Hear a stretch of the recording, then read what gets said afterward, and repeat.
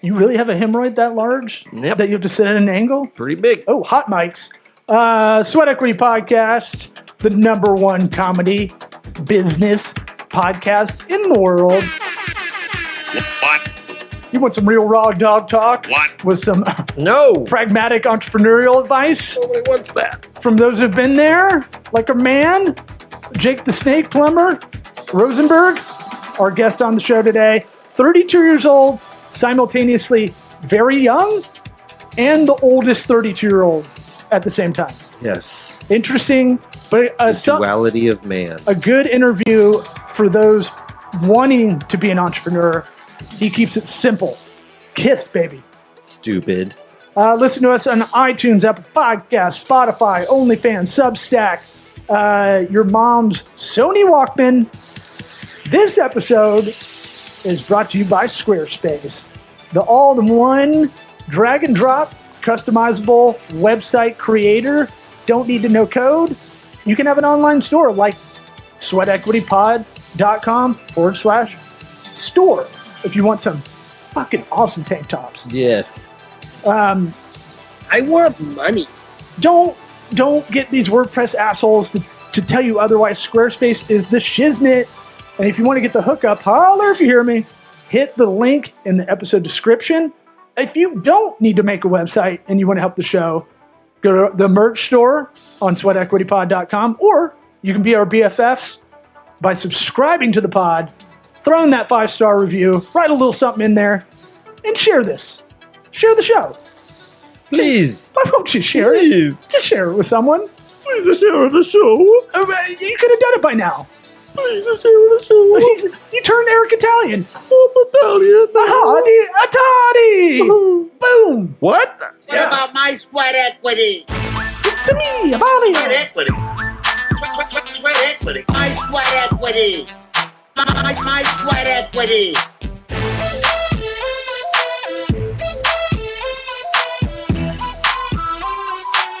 Sweat equity. What about my sweat equity? Jake, How are you? can you hear us? If I can. All right, we're rolling. We go live on tape, man. Cool, man. Why don't you? Because I don't want to fumble through people's, call to action links or bio. Why don't you tell us about yourself real quick? 30-second elevator pitch, and then where people can find your product. Sure, that's perfect. So I'm Jake. I started Krete. It's 30-second skincare for guys, so it's a nice little 30-second intro. I started because I had a ski accident back in 2017. It forced me into understanding skincare. I was just a normal guy who used bars of soap and things like that, and now I know the best products for guys to use. It takes 30 seconds or less to learn about them and use them, and we sell online at Krete, Krete.club, Krete.club. I want to ask about the ski accident. Yeah. Yeah. But we've reversed our order of asking every guest the first time on the show this question. First of all, how old were you when you had the ski accident? 27. Not 13. 26. Oh. 26, yeah. I want to get your origin story right. That's why we're putting this at the top of the interview instead of the end. What advice would you give your 13-year-old self? The same I got from my parents, that when you do something and you build it yourself or you earn it yourself, it's 1,000 times sweeter and better and means more to you than if it's given to you. 100% correct on that. What's the value of free? It's zero. I didn't know what you wanted No, to say. I'll take some free stuff here and there I'll as long as rehearse I'm that. working hard, you know. I just But- wanted to go Pacino on that. Just really, it's a zero. And so, all right. So it sounds like you grew up in a pretty good household. If you had parents dispensing that kind of advice. They raised me well, and they always, whether it was grades or other things, they put pressure, but not too much. I could get it. I could do poorly on a test if I did, but as long as I studied and tried, I ended up doing well in school, so it wasn't really a worry for them. But yeah, I mean, it felt good to get good grades. It felt good to make more money in a business. It's not, So we're not at Asian American strict level of getting all A's, or you're gonna kneel on rice on the ground. Jewish American level, so it was pretty close. That's Pretty intense. That's more psychological. Yeah. That's a long game. It's not as blunt. Yeah. Yeah, there's a lot of extracurriculars. There's piano lessons and singing and martial arts and chess and all those things. Yeah. Now we like to say on the show we love our Jays. We love the Jews. I don't know what Kanye's talking about. I don't know why people hate on Jewish people throughout history. I don't get it. But all my Jewish friends, I love going to their houses. The dinners I'd have over there. Latkes, love latkes. Oh, dude, the conversation, everybody's funny. I'm not a big fan of Jewish food, to be honest. I think that's the one thing we need to improve. That's why we Jews in New York, because I'm from New York originally, we just ate Italian food. It's like they did that better. We'll go with theirs. Yeah.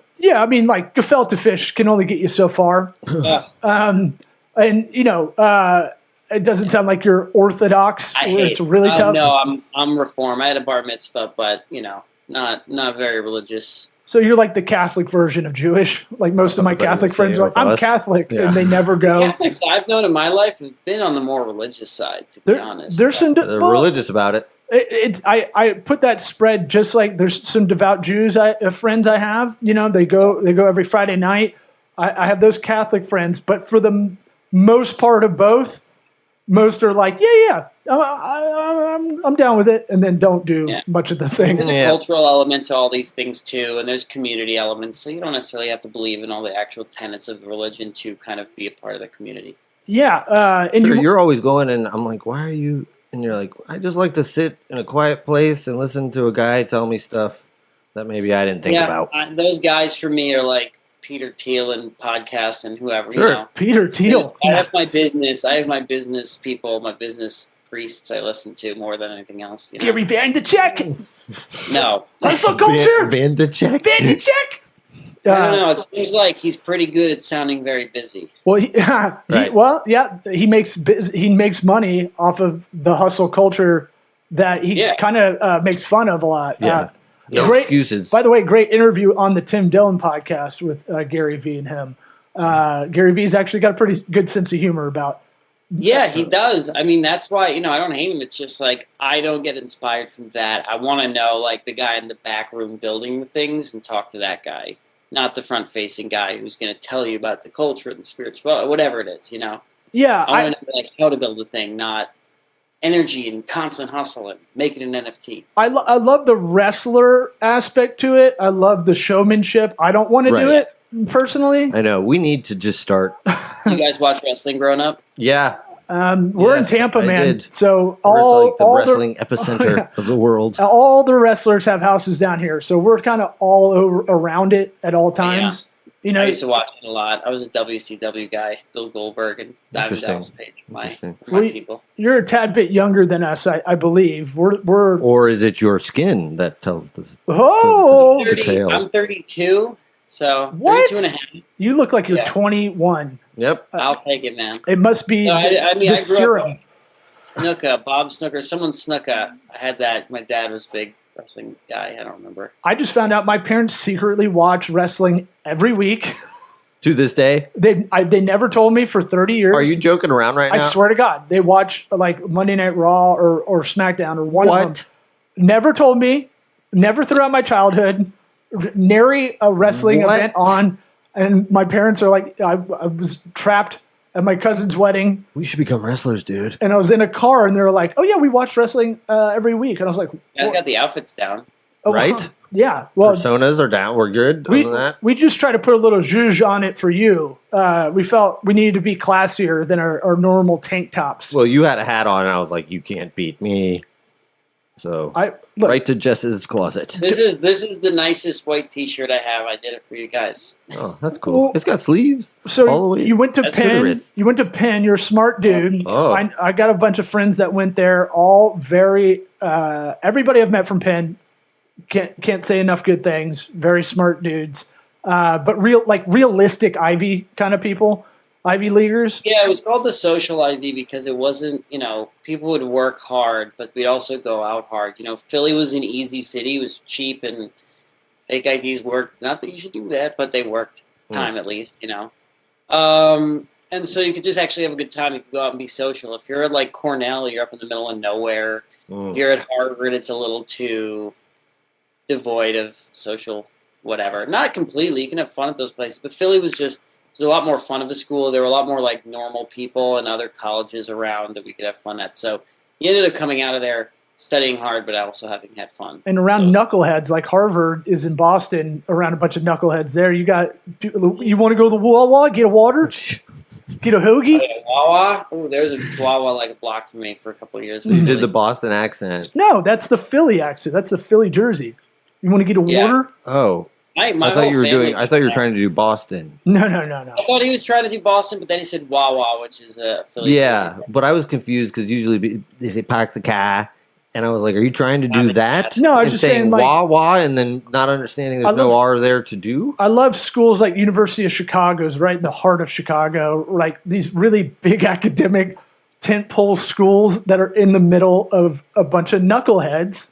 Yeah. But that school, their unofficial catchphrase is "where fun goes to die." So what? University of Chicago? University of Chicago, yeah. How dare you, David Booth, the Booth School of Business? That was my old boss. My dad got his MBA from University of Chicago. Well, I'm gonna call David Booth up, the namesake. Apparently, it's not a fun school undergrad. I don't know. No, your dad probably did crazy shit he doesn't want to tell you about, and he's like, "It was stupid. You wouldn't like it." He was a Wall Street guy in the '80s, but I don't. Oh, okay. I don't. He partied harder than you ever have.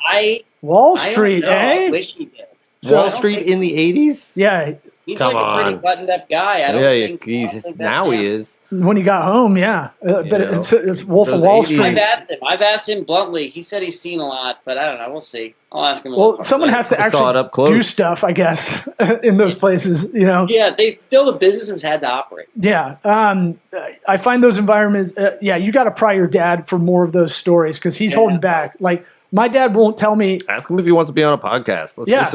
Let's get father son on here and just really flesh everything out. So 2017, you said you got in a ski accident.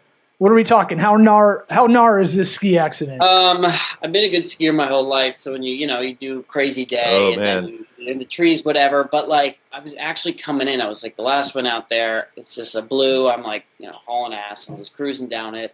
Pretty easy run. I hit some ice and my ski pops off and hits me in the face while I'm standing like a sword. So right there, cuts my nose open. Oh, shit. Fucking terrible. Rolling around on the ground.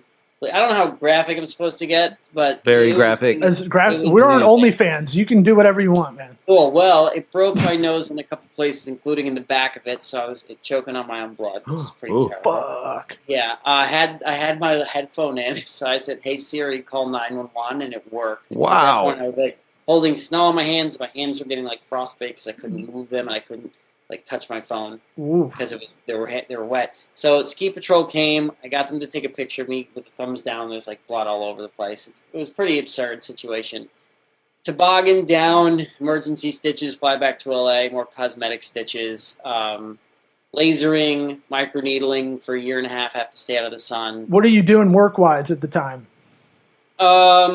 I was running a software company, so I've always had my own companies. I've never actually been employed. So you're a serial entrepreneur. I know it's in your bio. Yeah. But you like to check those bios.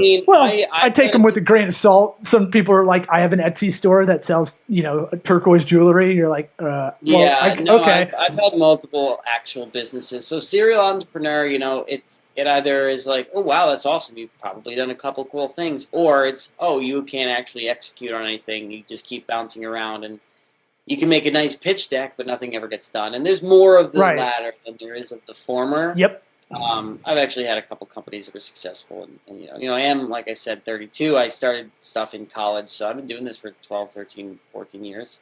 Yeah, software, investments, and fashion. Any investment tips you got for us? Or fashion tips? Or fashion, or software tips? Keep it simple with fashion. I don't know. I agree.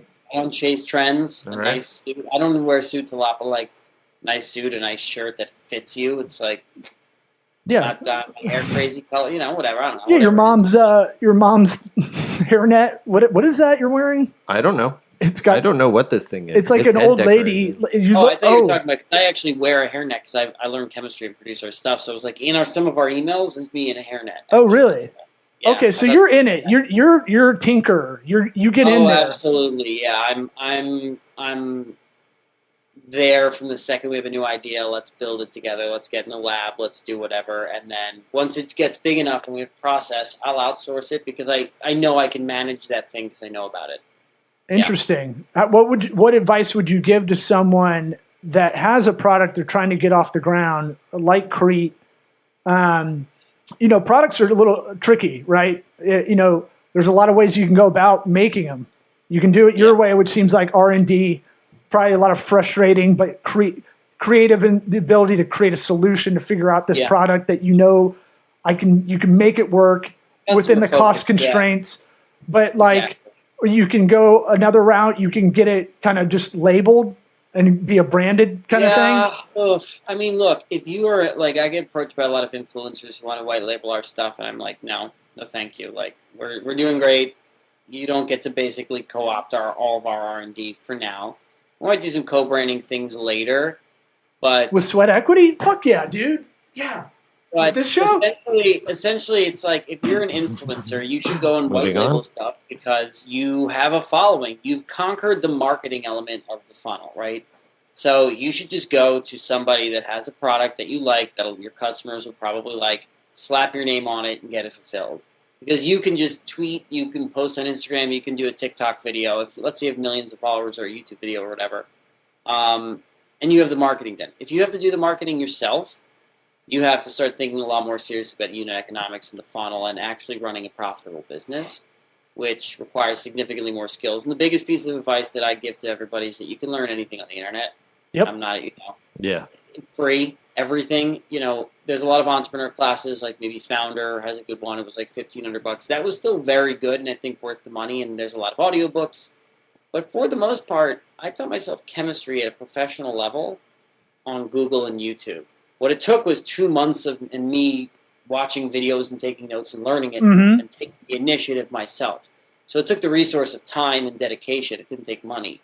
So for people starting companies, like if you want to learn how to market, go watch some free videos on email marketing and go set up Klaviyo or MailChimp or something and build an email flow. It's not rocket science. Go get certified. There's so many little certification thingies you can get. You don't even necessarily need the certification. It's just the knowledge, right? I like the little badge, though. I know. I like the humble brag. I want the thingy. I want the little badge thingy. I want my gold star. I want people to know. I need the pat on the back. I avoid LinkedIn and all that shit so much. Like, I can't do LinkedIn because everyone's just like, oh, look at me. I'm certified in this. And I'll attempt to hire them, and I'll tell them like, this person doesn't know what the fuck they're talking about. Yeah, we enjoy LinkedIn for its fakeness, right?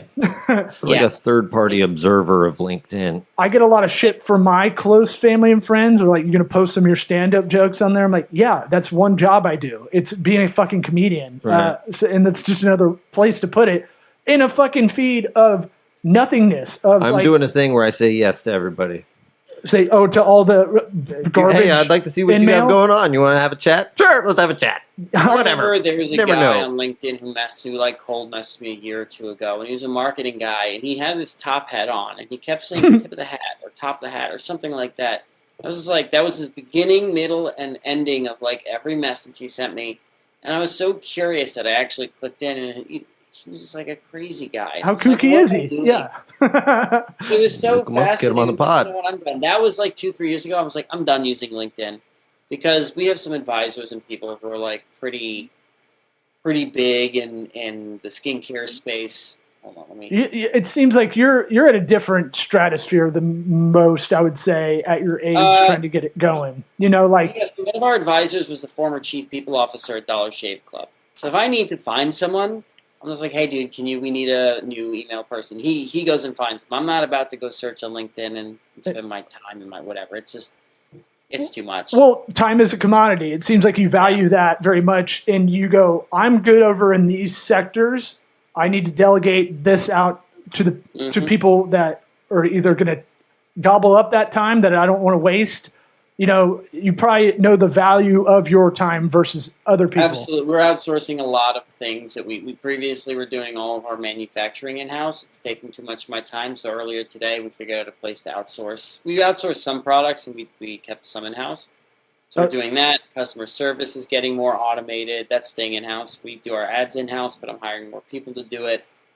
Customer service in-house, I'd say keep it that Customer way. service has to stay in-house because you need to know what your customers are doing. Yeah. It's just we need to automate it. We need to have better emails that answer your questions so it doesn't end up needing a person to actually answer it. Well, if you want us to roast battle your marketing funnel, if you want us to talk shit about it, that's our favorite thing to do because that's how we audit. Absolutely. I mean, we do That's it too. an offline conversation or off-air conversation usually. Fair enough. Okay. Okay, we can do it here, but we don't care. Yeah, But fine, we'll do it all.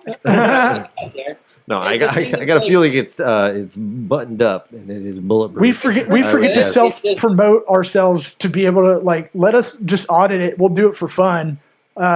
Just because I think it makes us better at strategy overall when we're doing these exercises for people. Yeah, I mean, we do all our ads in-house and everything because that way if we know a message is working, 2 days later we have five versions of that message in a new format. New first 2 seconds so people see a different visual and they think it's a new ad, those kinds of things. There's a lot of simple strategies.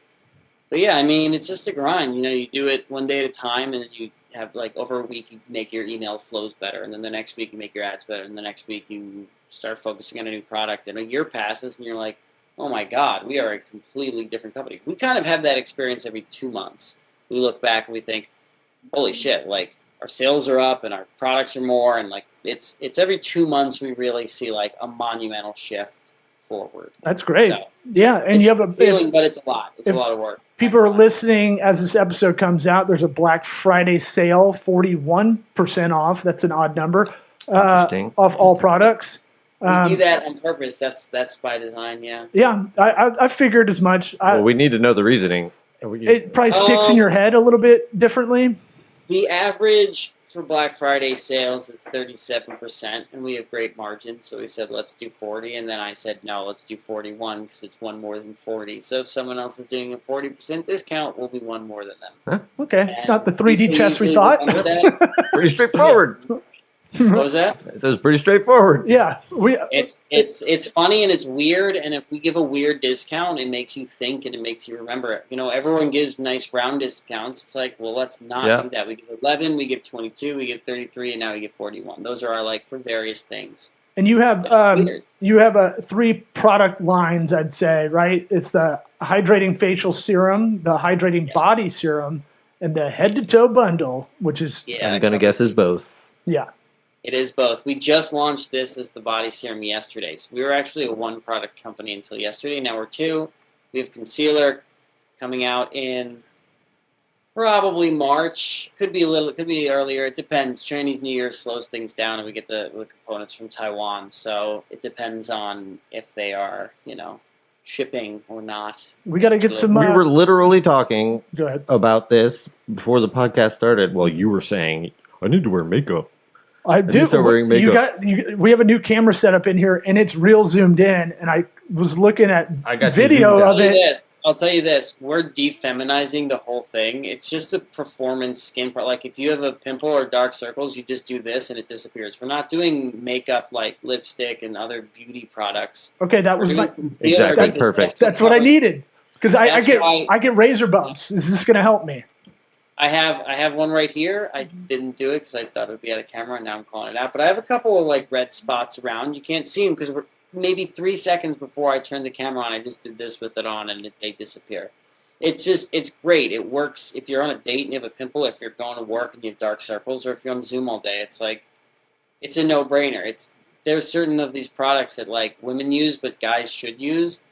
Women should use the eyelash thing. That has no need for guys to use it. I mean, guys can use it if they want, but I'm saying it doesn't form an actual function.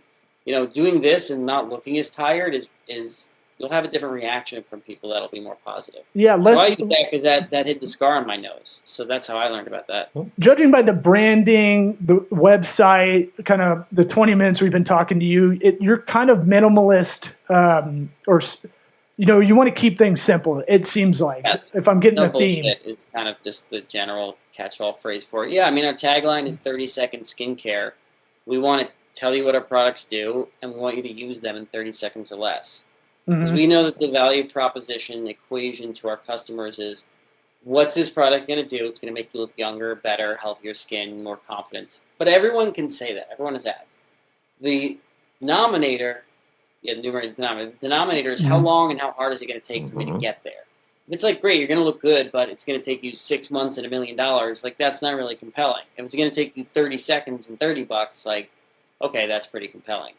And then the other part of the equation is how likely are you to actually achieve that, and that's where our before and after images and reviews and all those things come in. Well, it sounds like you have a foundation of a great product, so you can kind of rest on that for everything, right? And then from there on, you know the persona you're talking to. Guys don't want to do anything.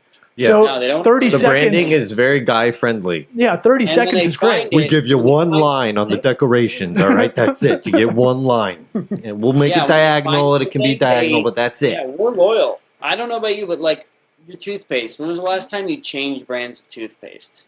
Right. I don't know. Not on purpose. We got kids, both of us, not together. I wish. Right. Oh, God. Right. But yeah, no. My kids. I go between Little throw mine Mermaid away. and I don't know what's the other one. There's a blue one.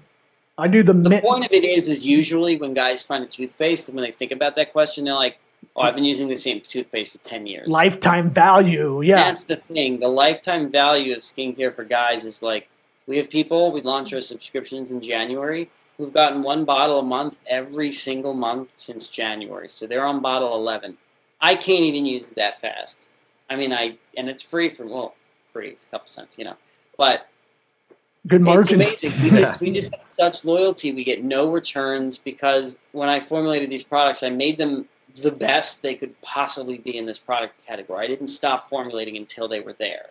And so now, the marketing gets it in your hands. Then the product itself, that sells the second, third, fourth bottle. It's like, you don't need to see an ad. You've used it on your face. You've felt the tightening. You see your skin looks better. Okay, great.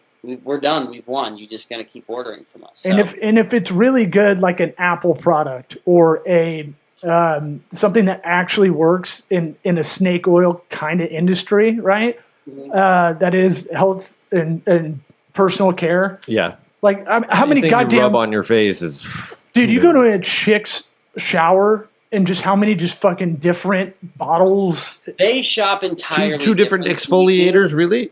Two? It's the number of serums and like even my girlfriend, she has, I don't know, multiple. And by the way, they're not even all like BS. They're like, she does research and she knows there'll be a retinol serum or retinoid. She'll have a vitamin C, a hyaluronic acid. It's like, those are 3 serums. You ask a guy with a serum, I don't know. Right. And other people have 3, 4, 5. It's like, it's too much. We're going to have one moisturizer for your face, one for your body, one sunscreen for your face, one chapstick, one deodorant. We're not trying to have like 6 products per skin issue. If you want to solve a problem, here's the one product. And then, we'll probably end up solving, when it's all said and done, 90 to 95% of skin issues, whether it's cleaning your face with a facial cleanser that works for most people or a body wash or something like that. And we're not going to have 50 products. We'll have like 8. And you know that when you come, if you have a skin issue, you want something, you'll just, okay, I'm going to buy one of each and I'll just be taken care of. And I don't have to use 6 of them in a row. There's none of that. And that's powerful because it's like Twitter when it first launched. The 140 character limitation was actually very freeing because it meant you didn't have to write all these paragraphs, whatever. You could just like, it set the tone. Yeah. Say lunch today, send. Mm-hmm. We're kind of like that for skincare. It's like, you come, you have a problem, find the 1, maybe 2 products, and see you later. It's not Sephora where they're going to sell you 50 things. Sephora, dude. Yeah, and can I put this on my package area, the body serum? I won't put the face serum on there unless it's another dude's face. They come. I just shaved it down real nice. I manscaped to like a 1. Make it look bigger. You want it to look younger? Yeah, I want it to look like a baby dick. What is the phrase they say? I can neither confirm nor deny. Yeah, you tell us. All right, I don't see any reason why it wouldn't work, but also I don't know. I'm trying to think from like a PR, perspective. I don't know. PPR. You run the show, man. You dictate the message. I mean, look. How about this? I'll do a video. Where can we not put it? Where do we not put it? Directly in the eyeballs, I'm guessing. And I'll say this: if you're trying to use it for another purpose, it dries pretty quickly by design. Oh, okay, that's a good tip. That's a good tip. So it's not. Let's say a lubrication. My friends and I joke. No, not looking for lubrication. More presentation. He's talking about. It works. jacking off. No, I don't want it for lube, man. I don't need the KY jelly. I got a lady. She likes me to keep it tight. So I go, all right. And then I notice a little, because I'm pretty pale downstairs. You know, when you get a little bronzer. Yeah, I need a little. Yeah, a bronzer really help. No, but I'm saying like I get the red bumps just like when I'm shaving upstairs. Ah, I see. You know, I want to make it camera ready. Probably work. I don't see why baby. it wouldn't, although I haven't actually tried that. All right, I will report back once you send us the free swag. Right? It might make We'll the tag your area Instagram, don't worry. smoother and younger looking, so you'll have to let me know. So are you said you're making the product in USA right now? Yes, we make it all in Southern California. So when I started this, I didn't realize that Southern California is like the hub of skincare in America. Mhm. I didn't think many things were made in Southern California other than like movies and Shout out Tustin. Yeah. but like I didn't think there was manufacturing in California. It's not a very business friendly state. High regulations, No. high labor costs, high cost of living in general. Like it's good for a business like tech or Hollywood where you have multi-billion-dollar Intangible companies. things. Yeah. Yeah, and software like Google that's global powerhouses. But for actual manufacturing, other than like the Tesla plant being here, I didn't think it was.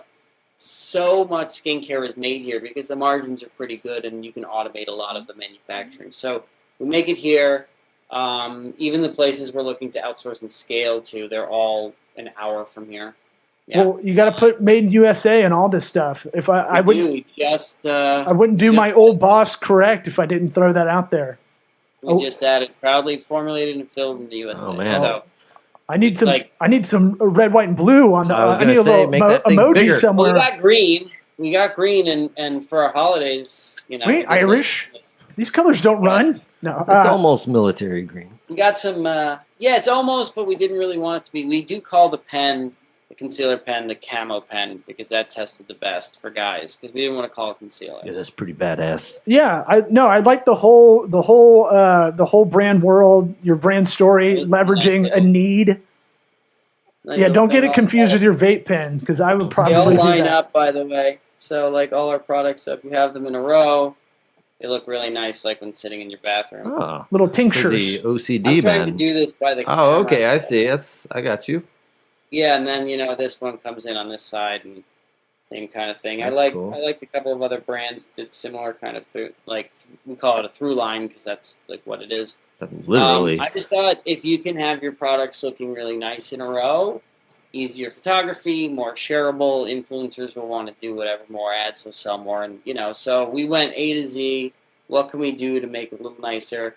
We put embossing on the side of the box, so it's like rough skin to dry skin. We do like a lot of little elements like that we think elevate it too. Yeah, Love it. adding I value. like the way you think. We were a little worried about this interview before we got on because it's like, we don't participate much in this sector. Yeah. I'd say, but I'm more interested in you as the entrepreneur, and your kind of whole milieu, if you will, is like keep it very simple, make good product, have the high quality customer service aspect.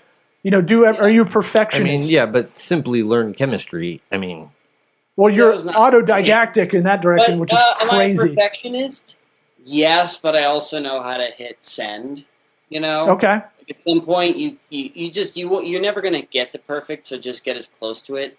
But it's been ground into me that like you also just got to get stuff out there because that's the only way to get the feedback in order to. I hate the word circle back, but to circle back to it, improve it, and constantly The do it. So feedback loop. we'll launch a product like this. Am I happy with this heat seal? No, but it was the only one we could get in time to launch it on time. So in a month when we make another 1,000 or 2,000 more of this, we'll have a better heat seal by that time, and we'll have probably like a box that says probably a slightly better message, or there'll be just tweaks here and there. Our fulfillment will get a little better. We'll have figured out a rate to negotiate with USPS, and we'll save 30 cents or something per unit.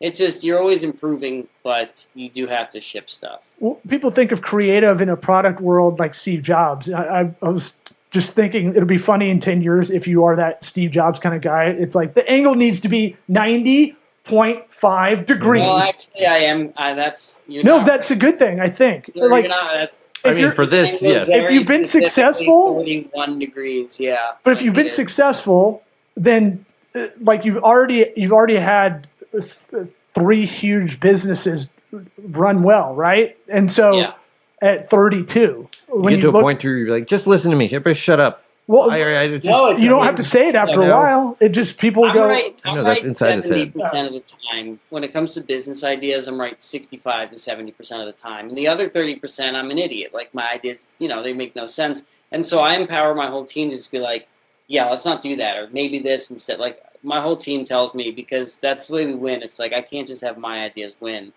I still own the company. So if someone comes with a great idea and we implement their idea, so the one that situationally collaborative, right? Yeah. So it's like, and 65% would be a banger if you know all the decisions you made are that. Not all of the decisions. There's a process. Some are bigger than others.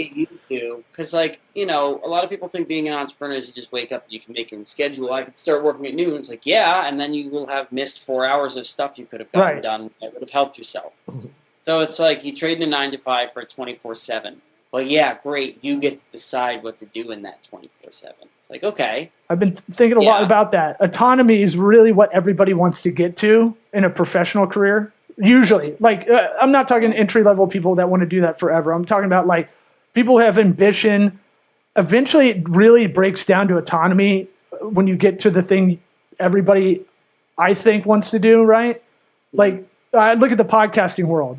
The reason it's so interesting is because you have the autonomy to get whatever show you want out there, right? Mm-hmm. And so, if people try to come at us and like, hey, you need to make your show PG-13, but we'll have Unilever as a sponsor. It'd be like, it's going to be a tough one. Fuck Unilever. It's going to be a tough putt. I'm like, we can still be poor. That's fine. Yeah.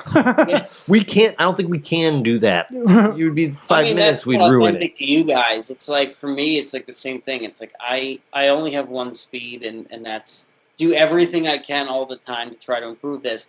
And so I'll send Slack or email messages that are like 2 pages of dense ideas and details. And my team at first, when I hire someone, they're like, what the fuck is going on? Then they started realizing, oh, you sent me enough work to do for a week with details. So like, we don't have to have calls. I don't have to ask you. I mean, they can always, but so we skipped 5 meetings and it's like, oh, great. This is actually easy.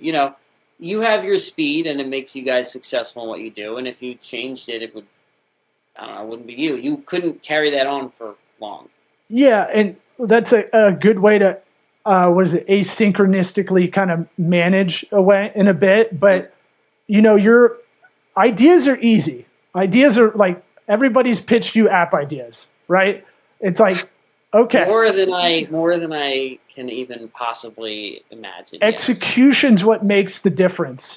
Mm-hmm. It's what's Doug Benson, it's a high idea. It's just a stone. Yeah, an idea without execution is just stone thinking. I worked with. Idea. I worked with people in the past who thought that ideas were everything. Like, I thought of an app. What if there was an app that made you $1 million a day? It's like, okay, great, build it. And so I always said that apps are like 2 to 3%. Or sorry, ideas are like 2 to 3% of a company. You need good ideas. But the execution of them is so much more important. Exactly what you said. It's like, and the problem is if you work with someone who values ideas a little bit, not execution, the company's not going to go so well. Yeah, so I've seen that with companies I've consulted for where there's an ideas guy and an execution guy, and the execution guy is way more important, but the idea guy acts like he's the guy.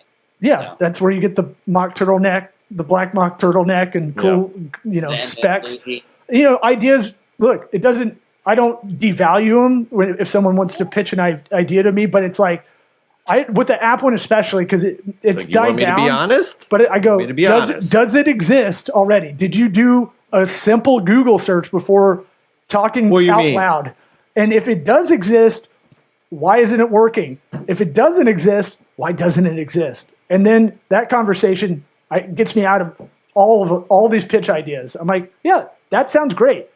Why doesn't or does it exist? And they're like, ooh.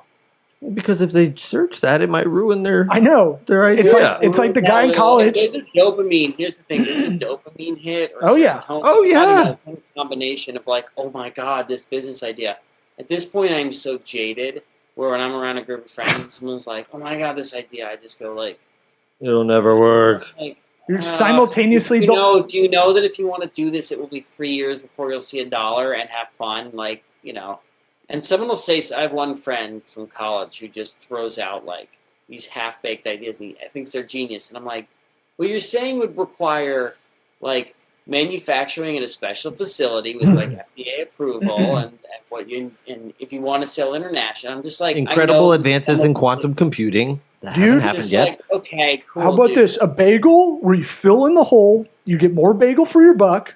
It's called a bogle. Bagel? I don't Or is know. that Bialy? There's actually an idea I had when I was like 8, but I just like using it as my stoner go-to. Is that the bagel you thought? Oh, I used to come up with, because when I had my software company, and I used to go up to San Francisco to try to like recruit Stanford kids and all that whatever stuff.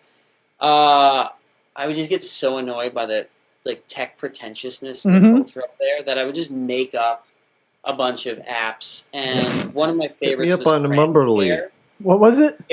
Airbnb was new at the time, so I made up Cram Share. You like have your car parked in the street and you like rent it out for people to sleep in it at night.